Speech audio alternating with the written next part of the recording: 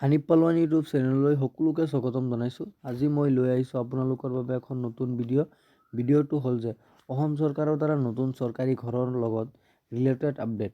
গতিকে যদি আপোনালোকে চৰকাৰী ঘৰ এটাৰ কাৰণে আবেদন কৰিব বিচাৰে, আপোনালোকে কেনেকৈ আবেদন কৰিব পাৰিব, আৰু বৰ্তমান কিন্তু আপোনালোকৰ চৰকাৰী ঘৰৰ কাৰণে জিঅ' টেগিং চলি আছে। গতিকে আপোনালোকৰ ঘৰৰ জিঅ' টেগিং আপোনালোকে নিজেই কেনেকৈ কৰিব পাৰিব, আৰু আপোনালোকৰ মানে জিঅ' টেগিঙৰ আগতে মানে যিটো প্ৰক্ৰিয়া আছিলে সেই প্ৰক্ৰিয়াটো সম্পূৰ্ণৰূপে চেঞ্জ কৰি দিছে অসম চৰকাৰে।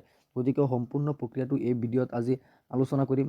কি প্ৰক্ৰিয়া চেঞ্জ কৰি দিছে, কেনেকৈ আপুনি চৰকাৰী ঘৰৰ কাৰণে আবেদন কৰিব পাৰিব, কেনেকৈ আপুনি চৰকাৰী ঘৰটো লাভ কৰিব পাৰিব, সম্পূৰ্ণ ডিটেইলছ এই ভিডিঅ'ৰ পৰা জানিব পাৰিব।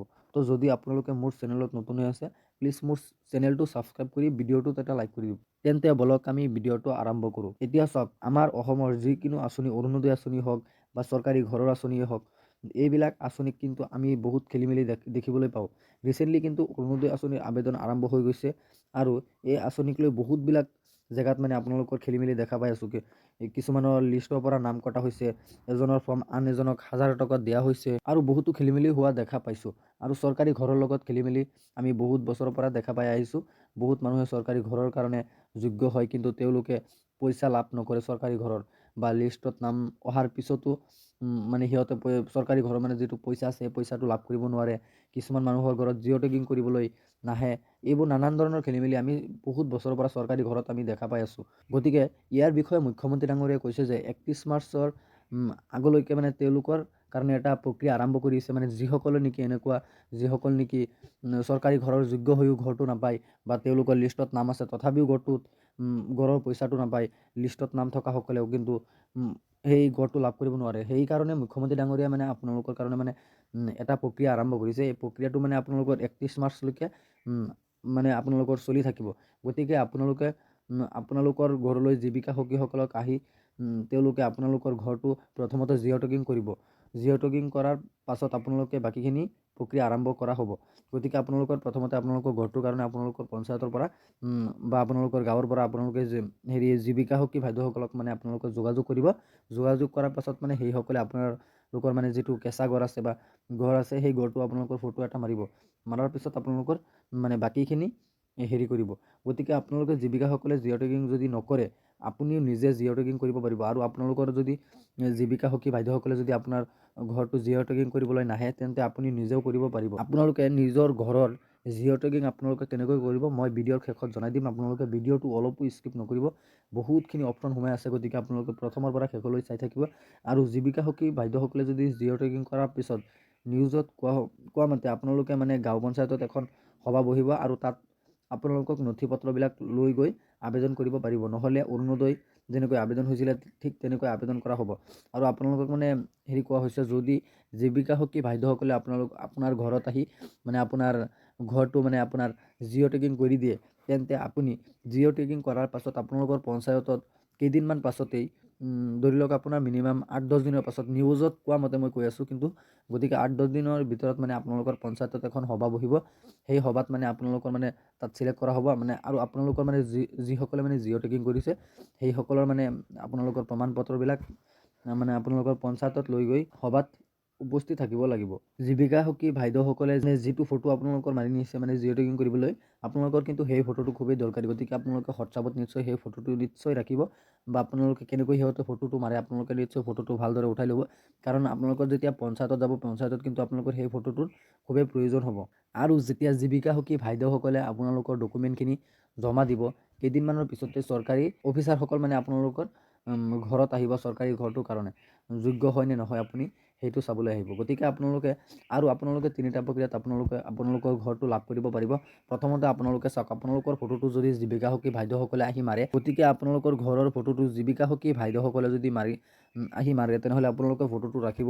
আৰু যদি নাৰাখে তেনেহ'লে কিন্তু আপোনালোকে বিপদত পৰিব। পঞ্চায়তত গৈ আপোনালোকে জীৱিকা সখী বাইদেউক বিচাৰি নাপাব, আৰু আপোনাৰ ফটোটো আপুনি হেৰুৱাব। গতিকে আপোনালোকে যদি আপোনালোকৰ ঘৰত জীৱিকা সখী বাইদেউ ফটো মাৰিবলৈ অহা নাই বা জিঅ' টেগিং কৰিবলৈ অহা নাই, গতিকে আপুনি আপোনাৰ ঘৰখন আপুনি নিজেই মানে জিঅ' টেগিং কৰিব পাৰিব।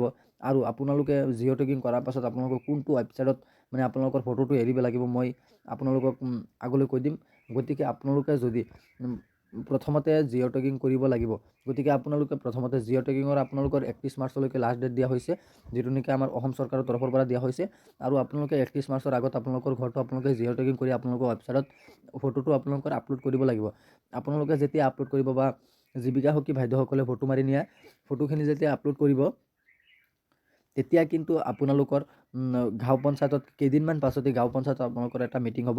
সেই মিটিংখনত আপোনালোকক মানে আপোনালোকৰ যিটো ফটো আপোনালোকে জিঅ' টেগিং কৰিছিলে সেই ফটোটো আৰু আপোনালোকৰ কিছুমান প্ৰমাণ পত্ৰ আপোনালোকে বেংকৰ account, Aadhaar card, PAN card, voter ID আপোনালোকে গোটেইখিনি লৈ যাব, চাউলৰ কাৰ্ড চব লৈ যাব। আৰু আপোনালোকৰ মানে পৰিয়ালৰ মুৰব্বীৰ মানে কিছুমান নথি পত্ৰ লৈ যাব। গতিকে আপোনালোকৰ কোনটো কেতিয়া দৰকাৰ হয় সেইটো ক'ব লগা নাযায়। গতিকে আপোনালোকে চাগে নিশ্চয় আগতে গম পাইছিলে যে চৰকাৰী ঘৰৰ কাৰণে কি কি ডকুমেণ্ট লাগে, আপোনালোকে ডকুমেণ্টখিনি লৈ যাব, মোৰ কোৱাৰ দৰকাৰ নাই।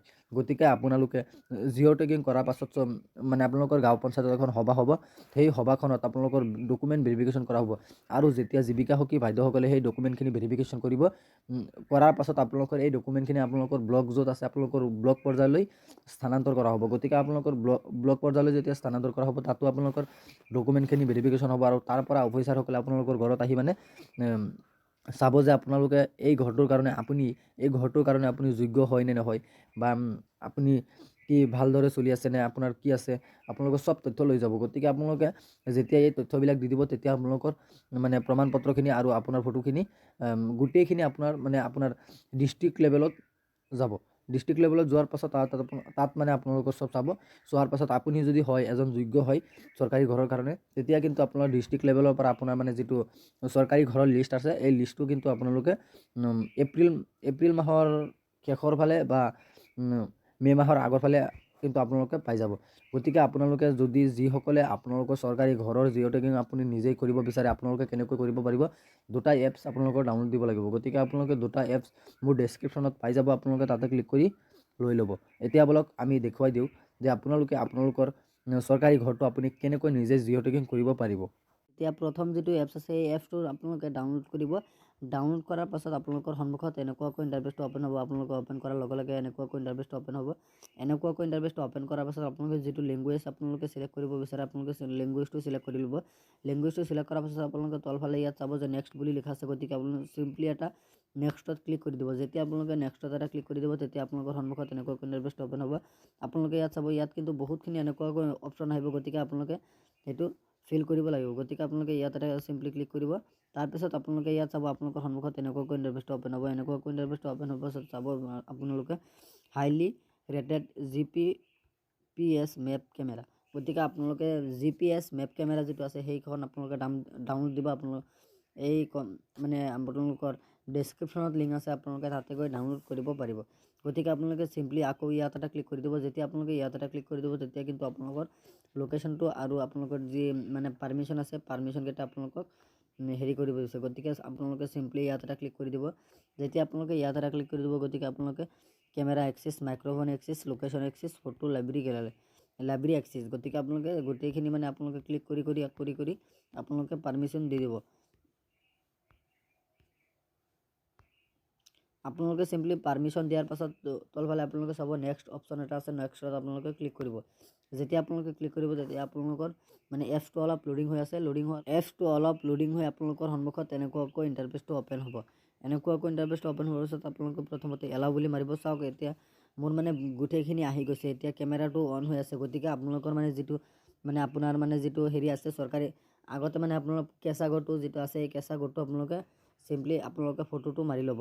ফটোটো মাৰাৰ পাছত আপোনালোকে এই ফটোটো আপোনালোকৰ গেলাৰীত আপোনালোকৰ ছেভ হৈ যাব। গতিকে আপোনালোকে চাব যে মোৰ মেপটো কিন্তু ইয়াত আহি গৈছে। গতিকে আপোনালোকে এই 2025 চনৰ আপোনালোকে ঘৰটোৰ কাৰণে আপোনালোকে নিজে মানে এই কেমেৰাত মানে অন কৰি আপোনালোকে ফটোটো মাৰি ল'ব। আপোনালোকে যেতিয়া ফটোটো মাৰিব, আপোনালোকৰ মানে ছেকেণ্ড যিটো এপছ আছে সেই এপছটো আপোনালোকে ডাউনলোড কৰিব লাগিব। সেই এপছটো ডাউনলোড কৰাৰ লগে লগে আপোনালোকে এপছটো অ'পেন কৰিব। ছেকেণ্ডত যিটো এপছ আছে সেই এপছটো আপোনালোকে ডাউনলোড কৰিব। ডাউনলোড কৰাৰ পাছত আপোনালোকে সেই এপছটো আপোনালোকে অ'পেন কৰিব। অ'পেন কৰাৰ পাছত আপোনালোকৰ সন্মুখত এনেকুৱাকৈ ইণ্টাৰফেচটো অ'পেন হ'ব। এনেকুৱাকৈ ইণ্টাৰফেচটো অ'পেন হোৱাৰ পাছত আপোনালোকে প্ৰথমতে চাব যে এবাউট PMAY 2.0 বুলি লিখা আছে। তাৰপিছত তলতে আপোনালোকে চাব যে ৰিকুৱেষ্ট ফৰ জিঅ' টেগিং বুলি লিখা আছে। গতিকে আপোনালোকে request for geo' tagging simply আপোনালোকে ইয়াত এটা ক্লিক কৰিব। যেতিয়া আপোনালোকে ইয়াত এটা ক্লিক কৰিব, তেতিয়া আপোনালোকৰ এপছটো লোডিং হৈ আপোনালোকৰ সন্মুখত এনেকুৱাকৈ ইণ্টাৰফেচটো অ'পেন হ'ব। প্ৰথমতে ইয়াত চাব প্ৰধানমন্ত্ৰী আৱাস যোজনা চাহৰি। গতিকে আপোনালোকে বেনিফিচিয়াৰী লগিং বুলি ইয়াত দেখুৱাইছে। প্ৰথমতে আপোনালোকৰ চিলেক্ট ষ্টেটটো আপোনালোকৰ চিলেক্ট কৰিব লাগিব। মই অসমৰ সেইকাৰণে আমি আসামটো চিলেক্ট কৰিছোঁ। তাৰপিছত আপোনালোকে ইয়াত চাব যে আপোনালোকৰ ফোন নাম্বাৰটো ইয়াত দিব লাগিব। মানে এনেকুৱা এটা ফোন নাম্বাৰ দিব যিটো ফোন নাম্বাৰ নেকি আপোনালোকৰ মানে আধাৰ কাৰ্ডত আছে আৰু বেংকৰ একাউণ্টতো আছে। গতিকে আপোনালোকে ফোন নাম্বাৰটো মৰাৰ পাছত আপোনালোকে চিম্পলি ছাবমিটত এটা ক্লিক কৰিব। যেতিয়া আপোনালোকে ছাবমিটত এটা ক্লিক কৰিব তেতিয়া কিন্তু আপোনালোকৰ মানে যিটো ফটো আছে সেই ফটোটো কিন্তু আপোনালোকৰ আপলোড কৰিব লাগিব। সেই ফটোটো আপলোড কৰি দিয়াৰ পাছত আপোনালোকৰ চাব ছাকচেছফুল যদি দেখুৱাইছে তেনেহ'লে আপোনালোকৰ হৈ যাব। আৰু আপোনালোকে এই ফটোটো কিন্তু আপোনালোকৰ অলৰেডি আপলোড কৰি দিয়া হৈছে মোৰ, সেইকাৰণে আৰু হোৱা নাই। গতিকে আপোনালোকে আপলোড কৰি দিব। আপলোড কৰাৰ পাছত আপোনালোকৰ চাব একো অসুবিধা নহ'ব। আৰু তাৰপাছত আপোনালোকৰ যিটো হেৰি হৈ আছে মানে আপোনালোকৰ যিটো নতুন প্ৰক্ৰিয়া আৰম্ভ হৈ আছে বা আপোনালোকে জীৱিকা সখী ভাইদেউসকলৰ যদি হেৰি কৰা নাই আপোনালোকে একো চিন্তা কৰিবলগীয়া কাৰণে আপোনালোকৰ হৈ যাব। তাৰপিছত আপোনালোকে যেতিয়া পঞ্চায়তত শুনিব যে আজি গাঁও সভা পাতিছে, আপোনালোকে তাত গৈ আপোনালোকে চামিলত থাকিব আৰু তাত আপোনালোকে ডকুমেণ্টখিনি আপোনালোকে লৈ যাব, আপোনালোকৰ এনেই আহি যাব। গতিকে আপোনালোকে যদি মোৰ চেনেলত নতুন আছে প্লিজ মোৰ চেনেলটো ছাবস্ক্ৰাইব কৰি ভিডিঅ'টোত এটা লাইক কৰি দিব। আৰু এই ভিডিঅ'টো আপোনাৰ লগৰ বন্ধু বান্ধৱীসকলক হোৱাটছআপত ফেচবুকত আপোনালোকে যিমান পাৰে শ্বেয়াৰ কৰি দিব, যাতে সকলোৱে এই ভিডিঅ'টো চাই চৰকাৰী ঘৰৰ কাৰণে নিজেই জিঅ' টেগিং কৰিব পাৰে। আৰু আপোনালোকে মানে যিসকলে নেকি নতুনকৈ চৰকাৰী ঘৰৰ কাৰণে আবেদন কৰিব বিচাৰিছে আপোনালোকে এই ভিডিঅ'ৰ ডেছক্ৰিপশ্যনত লিংক পাই যাব। আপোনালোকে সেই ভিডিঅ'টো চাই আপোনালোকে 110% গেৰাণ্টি আপোনালোকে আবেদন কৰিলে আপোনালোকে চৰকাৰী ঘৰখন আপোনালোকে পাই যাব। তো ধন্যবাদ থাকিল সকলোলৈ।